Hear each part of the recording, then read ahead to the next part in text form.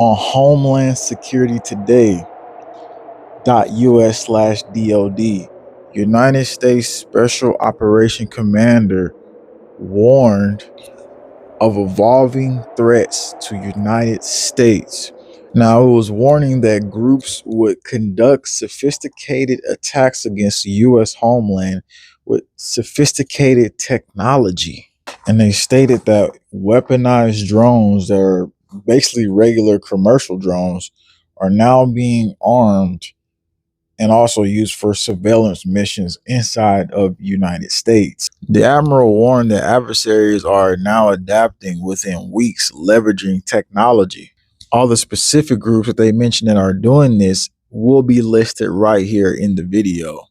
And to make this even more serious, the CISA released new guidelines to protect infrastructure from drone threats.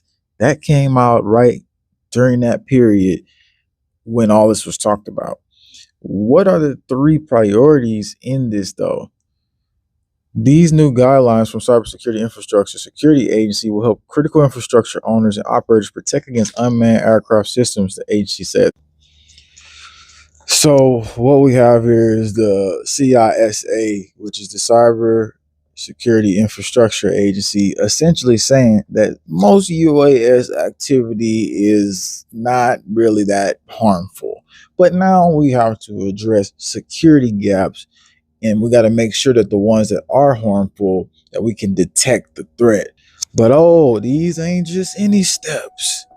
This is mandated under Executive Order 14305 by addressing escalating threats of UAS incursions at infrastructural sites that we've been seeing in multiple locations across the world, but specifically in the United States. So the environment here, what I see now is a super tight down situation where the airspace is about to significantly change based on these events.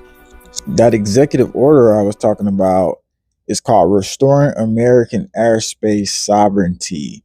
So we're in a time right now where the airspace is being eluded from us. We're now in a moment where, and some people will question that, well, is that by design?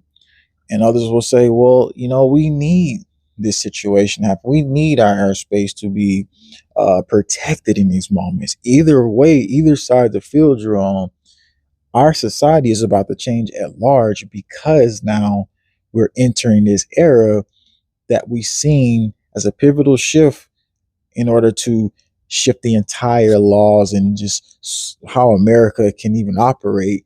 And then what comes after all of the executive orders, and let's say this situation doesn't go how they expect, and we have these incursions, these UASs, we start to have these potential curfews because of situations with drones, and because now we're in a wartime environment. This is all the different sectors and scenarios that can play out. Now let's get back to the official framework. So specifically what this is doing, let's read right here. I'm going to read it to you.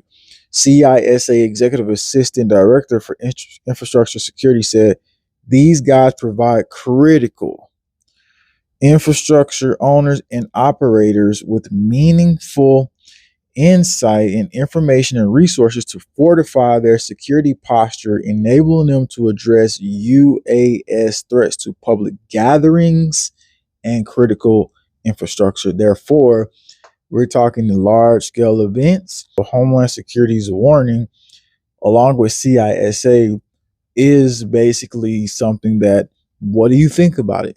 We got to go deeper into this here in just a second. You think that we are being put in the event that obviously we all knew was coming?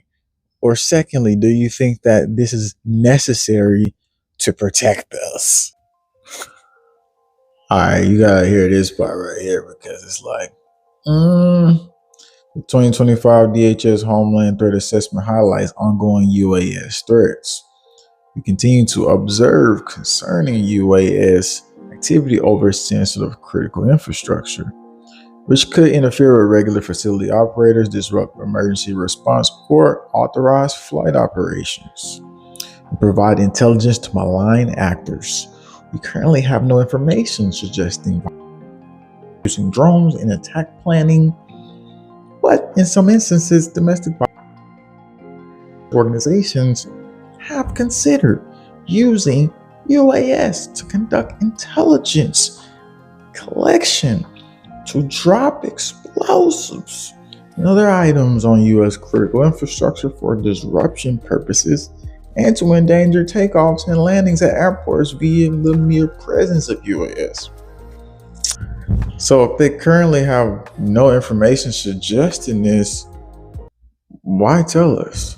So each and every last one of you play an important role right now, because us as a community able to see what's happening on the ground, whether you see some weird activity, you see drone incursions, you've had like localized shutdowns, anything happening because of this, we're going to need your eyes on the ground. This is going to be heavily important. You subscribe if you're new here, because the new people think they don't have a voice, but you do. And the activity you see helps us all get prepared a little bit faster. And that's what community is about. CISA says that as the UAS frequency of being made just gets much higher in production, they expect more of these to be across infrastructure. So they're basically saying, get ready to be normalized to seeing these incursions in our life, to be normalized under what potentially comes next. And what potentially comes next is obviously new laws that are going to be lined up. And then there's going to be potential drone wars that could be happening across the United States if the crisis is not managed properly. Do you believe it's going to be managed properly? If you don't, well, you already know what comes next. And if you don't know what comes next, then I've been talking about this for years. What happens to come next after that is once armed conflict with drones, which is UAS, unmanned aerial systems. So nobody's behind it, actually.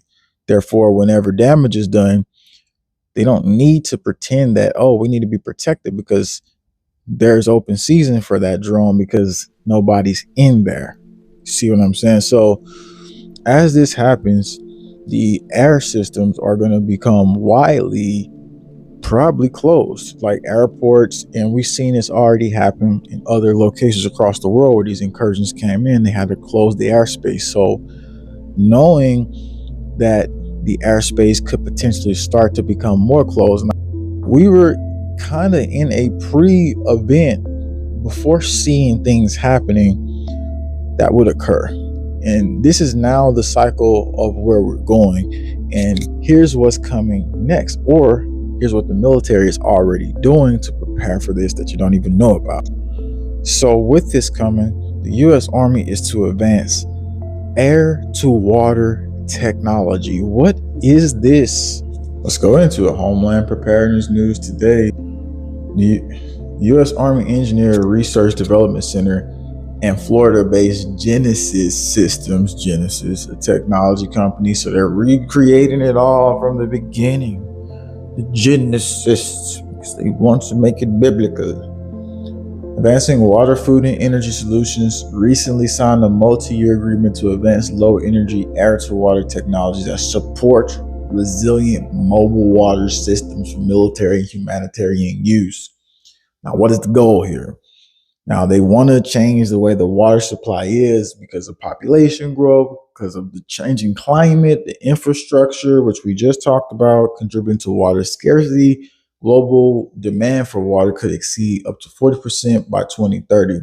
So this is a fast and slow side of the water cycle. These technologies allow use of the faster and more sustainable side and remove the need for water pipes in transport. Dr. Stephen Lee, Genesis System Chief Scientist in U.S. Army Research Laboratory and Army Research Office, former Chief Scientist, said, no more pipes. We don't need the pipes anymore. Let's get rid of the pipes. Let's get rid of the pipes, guys. Let's do that. Let's remove it. Now we got new water systems. All right, back to the important part here. Genesis Systems will And ERDC will co-develop advancements Genesis system water cube platform that generates water from moisture in the air and converts it into large quantities of usable fresh water. The technology has many defense and civilian applications, including disaster relief. Hey, that's totally great to me. Totally great. Long as we don't have any, little small technologies running through there. But as far as I see officially, that's not in there. So I'm going to tell you one big way that over the course of 7 years that I can understand what could be potentially coming before it starts to happen. And I will watch something for you and you have to stay here in order to get those details, because I will dig deep and I will find this. And that's when we start to see, when we see certain big public figures start to move out of locations, we start to see strange military base activity that's not normal. We got more signs that I, right now, behind the scenes, are already collecting so that you could be more aware. It doesn't matter in what state it's happening, I will figure it out. I will look deeper into this. This is going to be a warning system for us and that you could be a part of by giving us incoming activity as well. But if you got this far out of video right here and you missed it, don't let them hide it from me, because they're doing that to all my videos.